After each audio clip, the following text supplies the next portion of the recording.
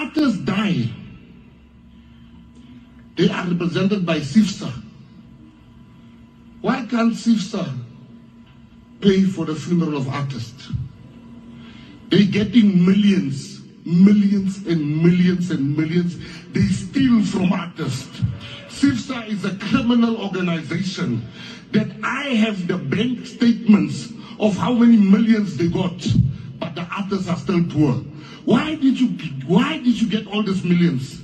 This time you have a minister. If you say I'm lying, watch my Twitter tomorrow. I will bring out the bank statements of how much you were paid from all these years. You said the government did nothing for you. I am not these comrades that are getting accused for nothing. You got millions and millions and millions. Where's that money? What have you done with that money? Method of watching this man in action ever since he took office. Very vocal. He's given us a no-nonsense approach. And he certainly ruffled a couple of feathers whilst remaining resolute to bring forth some momentous changes, though, within the sporting fraternity. I guess with no fear, I suppose one word that comes to mind to best describe his time in office so far would be hands-on. Now, as simple as that, the man has applied a very hands-on approach to a couple of very thorny matters across sports. As you know, sports sometimes becomes extremely political, and he's a politician who's embedded within sport. So we're going to find out a little bit more about how he's been able to balance those. We're going to reflect as well on all that he has done so far since he has taken office. Ladies and gentlemen, our very own Minister of Sports, Arts and Culture, Mr.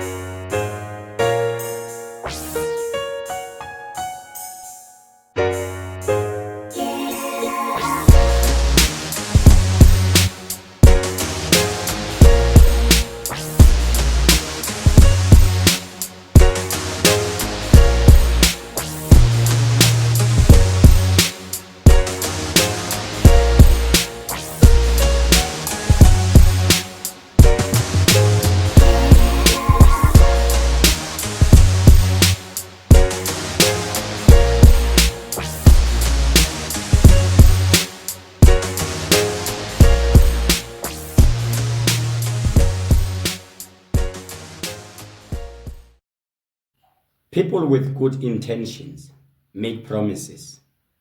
People with good character keep them. The goat is unknown.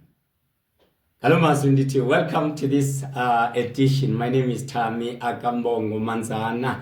Mbongo mbuyisa ungalezo ndimo usondisa umve mnyama sala ngumanzana ukhumalo umntungwa omdleke. Hello, Masunditi. Welcome to this edition. Today, as you have seen, Kotika show, we gave you a snippet of his speech from Minister Gayton Mckenzie when he was speaking to the funeral of Uwini Khumalo, and also the same thing he shared in Doc Shebeleza's funeral. And then we also gave you a clip of the interview with Robert Marawa. You understand? Although Robert Marawa was more focused on the sport, we understand, but for this edition, we've managed to look at some of the things that also affect the cultural and creative industry. In terms of the funeral speeches, right, both the funerals were on the same day. The minister went to Doc Shebeleza's funeral, did a speech, and then went immediately to attend Winnie Khumalo's funeral on the same day, you understand? And the speeches, both speeches were similar, the same, but I will cover some of the things that the minister was saying and that we should notice and make a follow-up. The first thing that minister was saying is people lie in two places, right? People lie in courts and people lie in funerals. Yeah, well, if you remember well, our minister was saying what he does not want to be remembered as minister of condolences and minister of funerals and stuff. And if we look at what the minister was saying, it was really commendable for the minister, because the first thing that he said, you have been failed by us as government. You understand?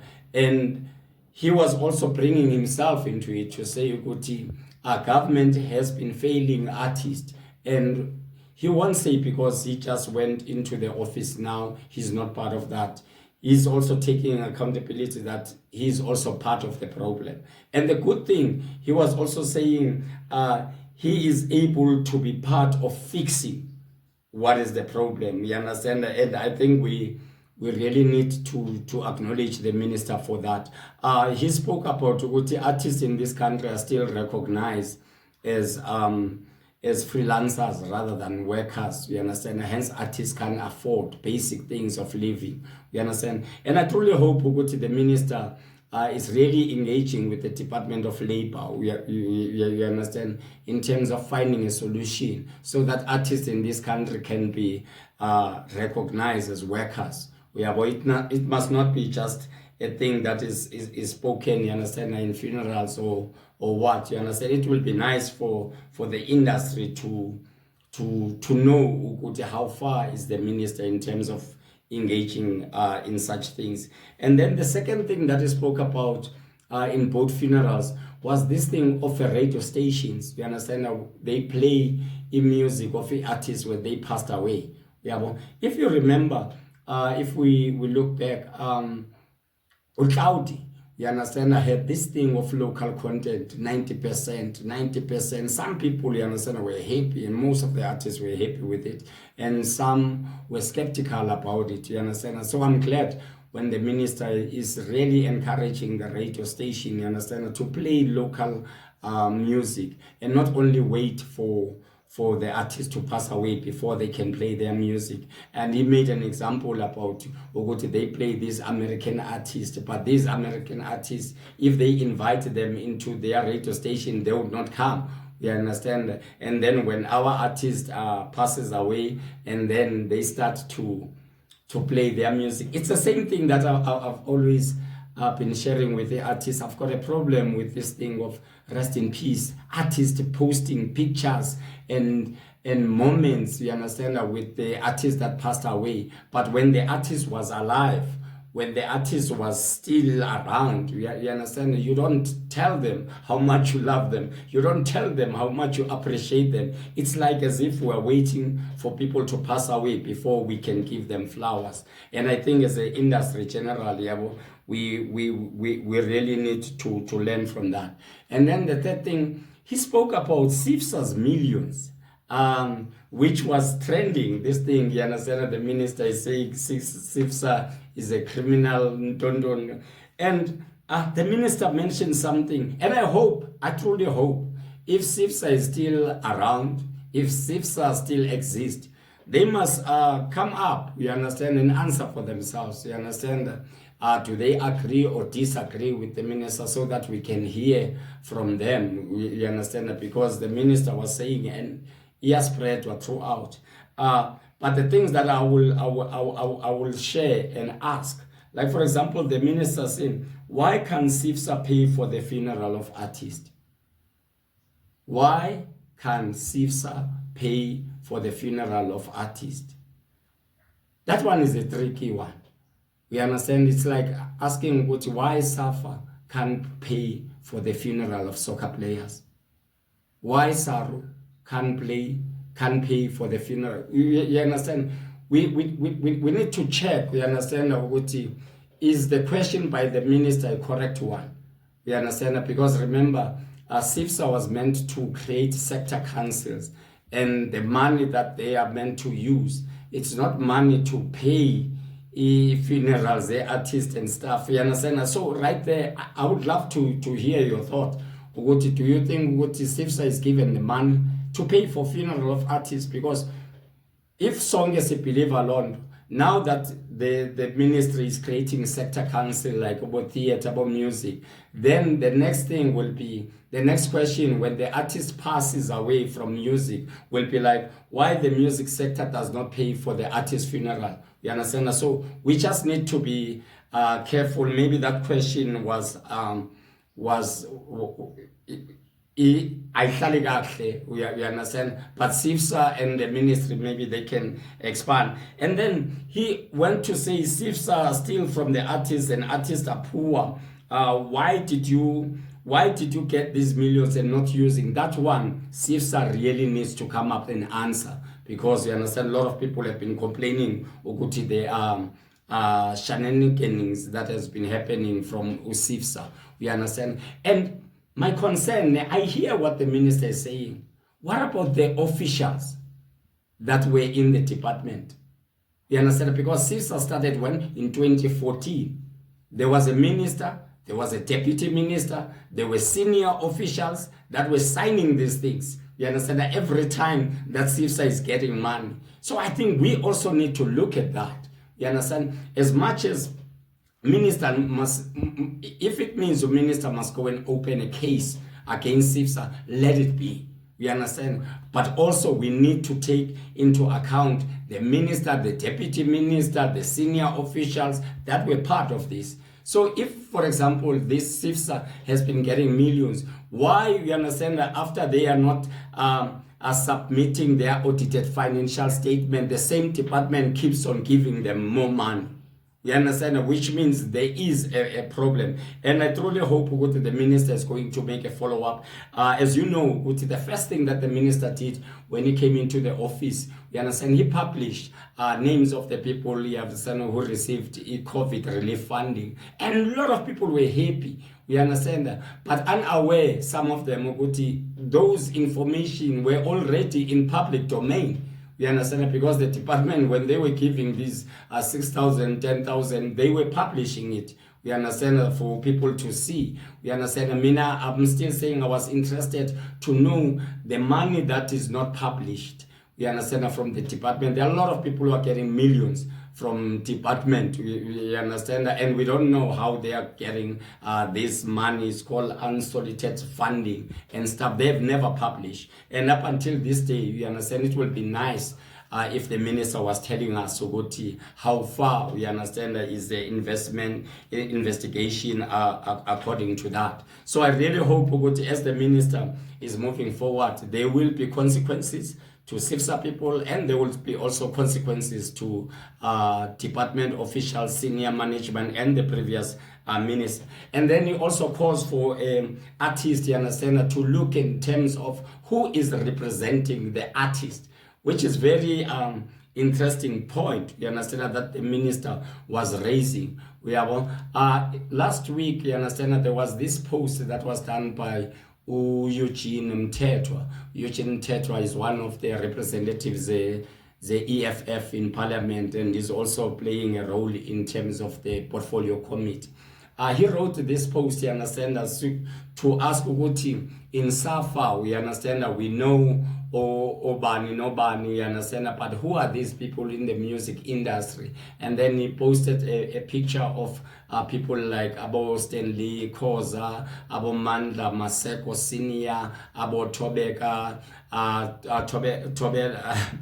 Tobela Dlamini, we understand, who's interestingly is the CCIFSA Gauteng department, you understand. And in this post, I also commented in this post, you understand, to say it might be misleading coming from someone in Parliament, to say, because he knows these people, he knows some of these artists, because in his post, he's asking, who are these? You understand? Someone out there who does not even know these people, you understand, will say what he is asking a right question. We understand, but others feel Uguti, maybe he's right. You understand, we need to look at the credentiality of these people that are leading the sector. So this one looks like a very interesting debate in terms of who represent artists.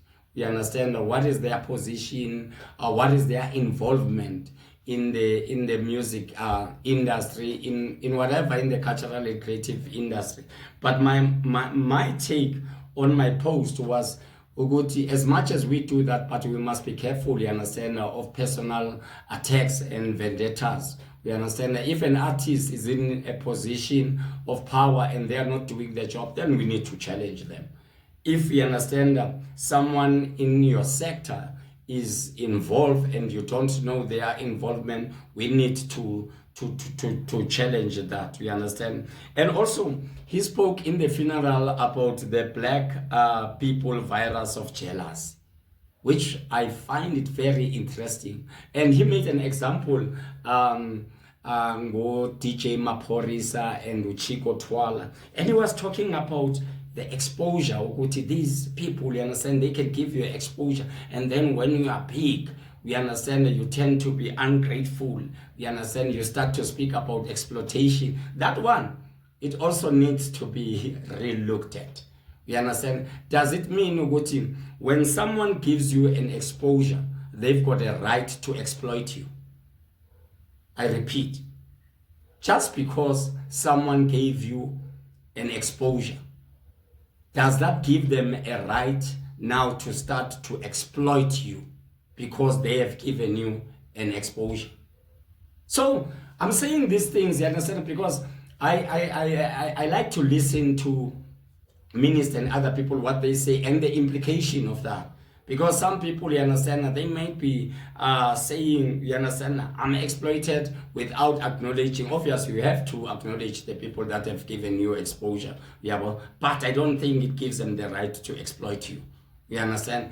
You can share what is your thought. And then another thing that the minister promised, because if you remember, Minister Gayton Mckenzie hasn't started to use his own budget in the department. He's using the previous minister, like I think Usizi Kotwa's budget. You understand, that was already placed. Only now, in this new financial year that we are going to see what Minister Gayton Mckenzie is going to use his money.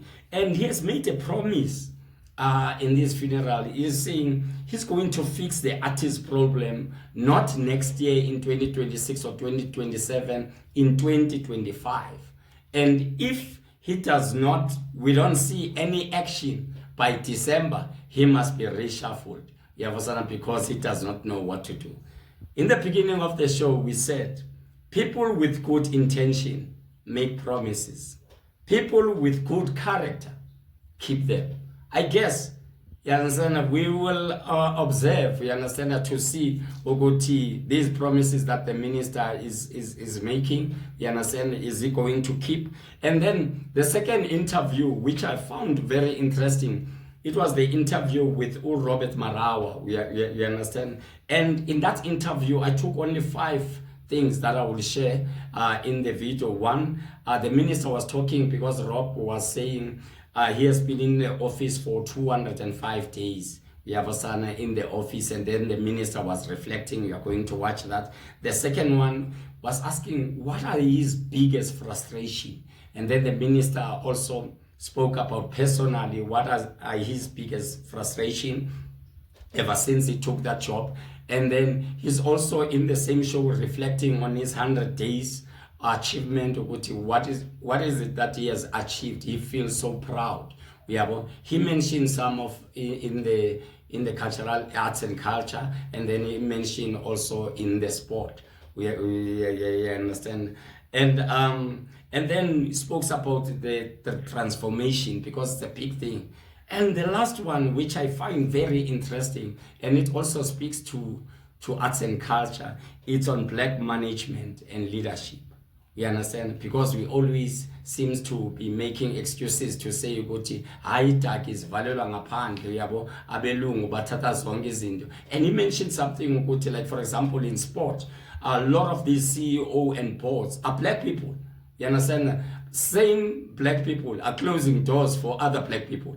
You understand? If you look at the arts and culture, whether in theater industry, you understand, most of the CEOs, most of the artistic directors are black people.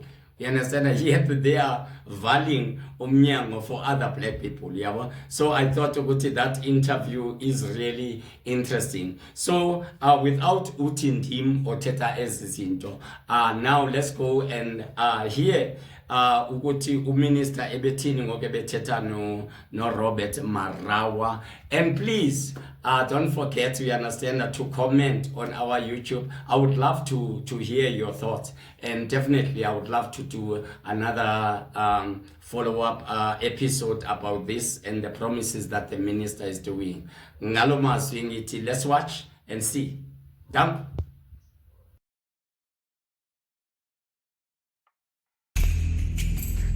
I think for me, I don't know why people are complaining.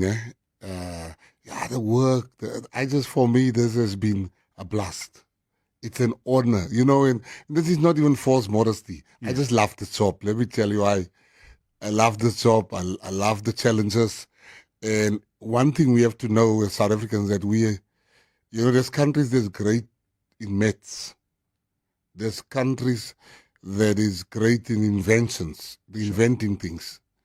We are not the greatest country when it comes to inventing things. We're not the greatest country when it comes to maths. But we're the greatest sporting nation in the world. I believe that with all of my heart. We are the greatest sporting nation.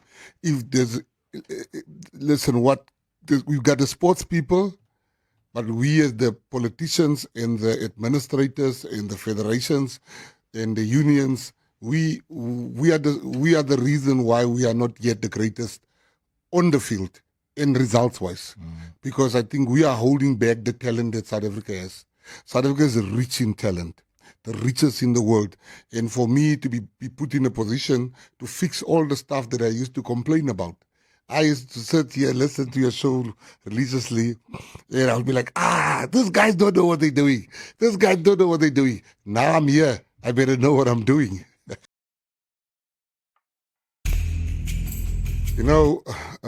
For me, I think the one that, I tell you on a personal level, what makes me the angriest in this job, and it's very frustrating, is in order to be great, let's see, this is the personal one, and I'll tell you the sporting code that frustrates the hell out of me. No, please, you can mix both. Yeah.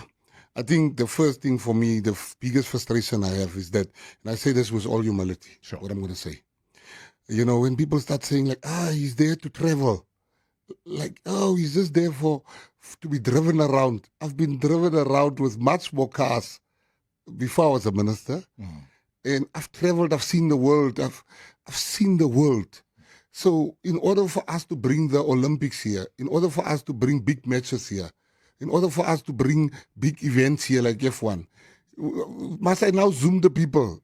Or must I send a telegram? I have to go there. I have to meet with them. I have to answer the questions.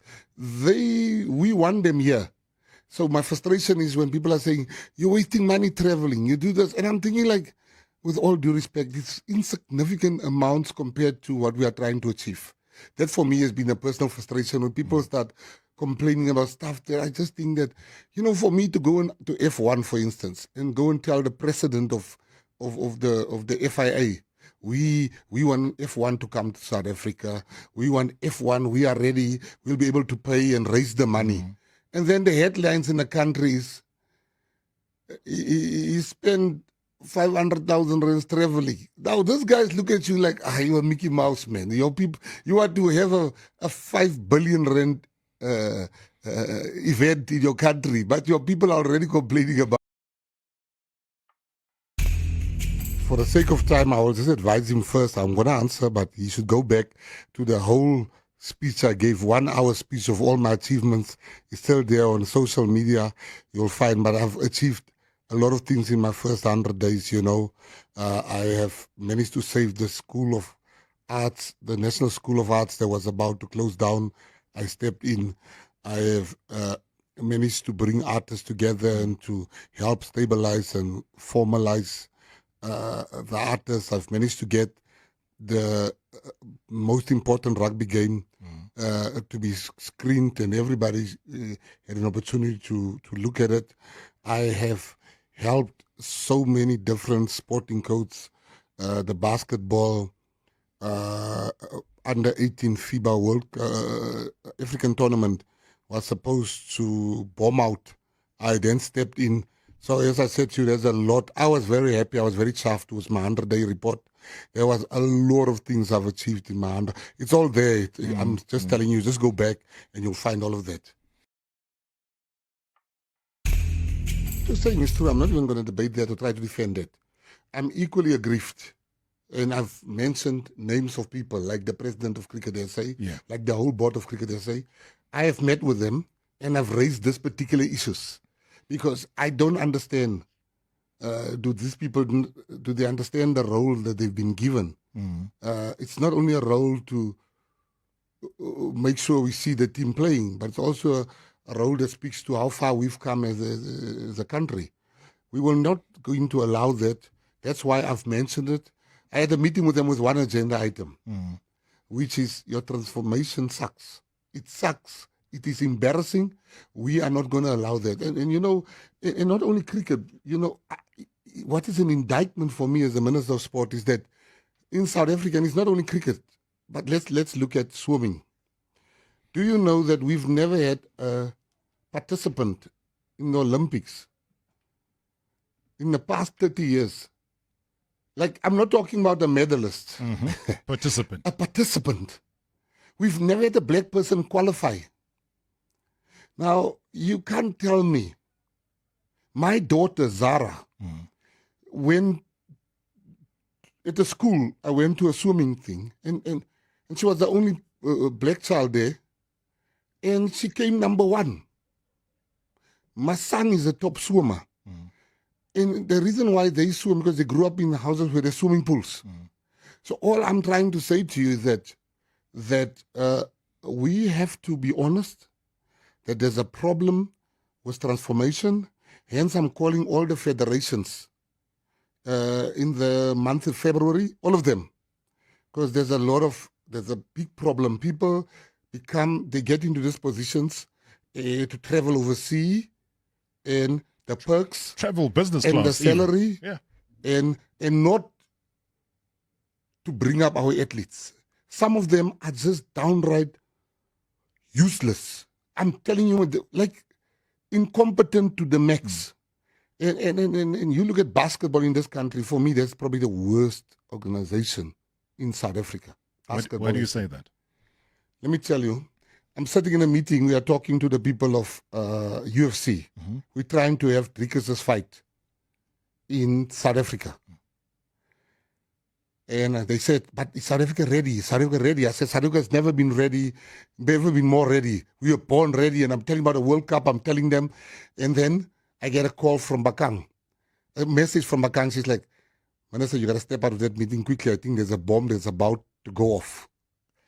So I'm like, I'm just going to the bathroom, gentlemen. I take my phone. I hear that basketball is about to make an announcement. Basketball Africa is now about to make an announcement that South Africa has applied to host the Under-18 African Basketball Championship. We've applied for that a year ago already. Yeah. We were granted that thing. We won. And the people at the airport, the people coming, there's no hotels booked for them. All the players. Venues has not been paid. There's no transport arranged for them, no buses to pick them up from the airport, nothing. I then excused myself from the meeting. I called Basketball SA immediately. I said, drop everything, I want to see you. What happened? Minister, we tried. There was no money. I said, guys, do you understand I can have you all arrested? Because what you're doing is crime. There's 15-year-old kids at the airport waiting to travel, and they have nowhere to sleep. They have nowhere. Nothing has been arranged. What about the name South Africa? My staff, I thank God for them. They didn't sleep that evening. I had to make a call through to the African president of basketball. Luckily for me, he said something that for me was like, it's always good to be kind and nice. He said, Minister, I remember you. We were there in Paris. and you came to greet me, and you saw it was only me and you there, and you chatted to me. Nobody spoke to me. I was standing in the corner, but you came to chat to me. I'm like, yeah, I remember. And honestly, I didn't remember that moment. I'm like, my brother, I remember. You are my brother. Please, give us a chance. Long story short, we managed to host a very successful one. Now, what makes me angry about SASCOC, they have inherited a very corrupt SASCOC. Very corrupt one. Very corrupt. SASCOC is corrupt. No. The current leadership of SASCOC Yes. inherited a very corrupt SASCOC. The previous one. The previous leaders. Right. These people that's there now has really worked hard to turn the corner. But they allow people like Basketball SA, Swimming South Africa, people changing apparently, being in disregard of the Constitution. People have been there since longer than all the presidents together, running Swimming South Africa. Now, SASCOC is making these one or two bad apples, rotten apples, to really, really undermine the good work that they've been doing in other. I'm not going to do that.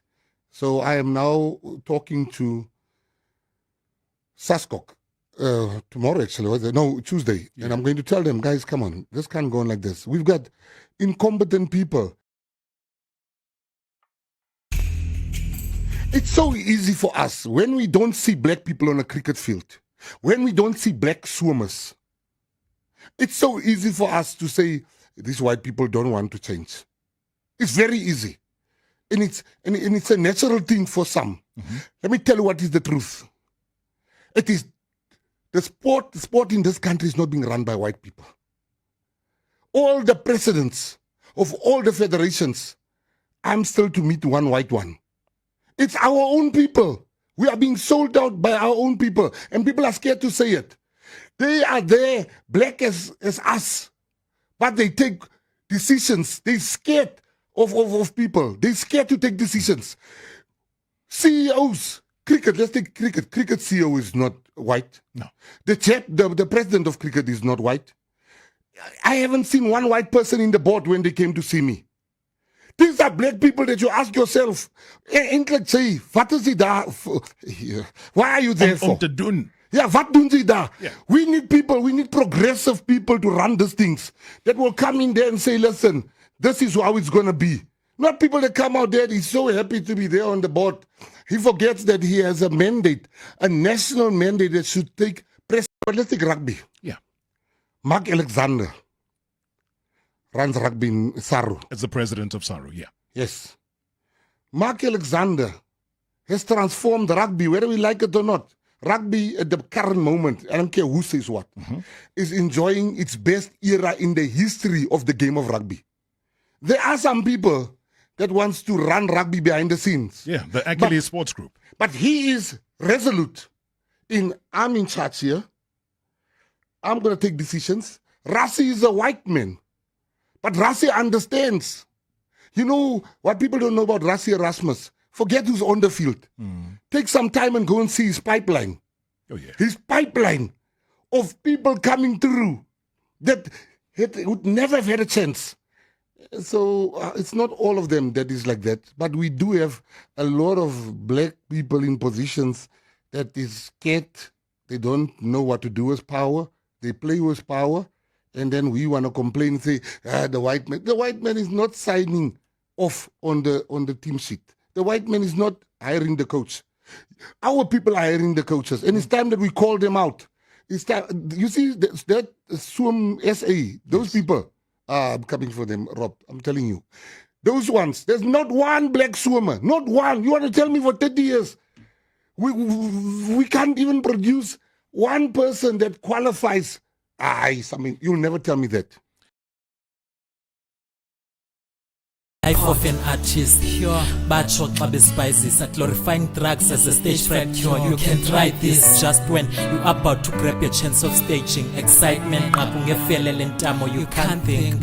out this industry. Or should I say this killer dream? Cause you will swear that from the start it was designed to kill artists. Bangakulwela when days are bright, unguthembekile. As a human being on Instagram, ungixekekile. Too much pressure, unrealistic expectations. Whoever said artists are perfect, ilizwi lahlekisile. Is with us, wethembekile. Singiza wethembekile. Remedies within us, ezikrwemba sibhebhekile.